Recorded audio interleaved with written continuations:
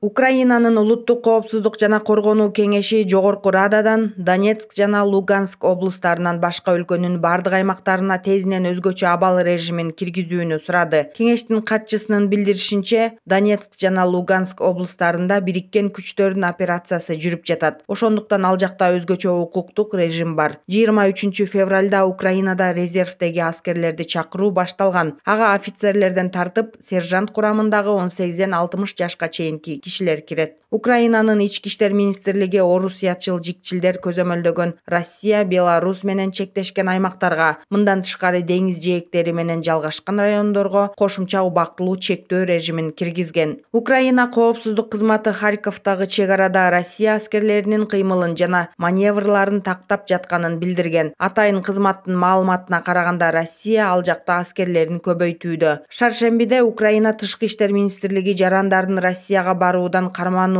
жана ал жактан тезинен чыгып кетүүгө чакырды. 21 февралда Путин Украинанын чыгышындагы жикчилдердин Донецк элдик республикасы жана Луганск элдик республикасы түзүлүштөрүн көз карандысыз мамлекет катары тааный турганын жарыялаган. Алардын лидерлери менен кызматташуу келишимине кол койгон. Бул чечимди Мамдума 22 февралда ратификациялады. Ошол эле күнү Федералдык кеңеш орус аскерлерин Донбасста колдонууга уруксат берди.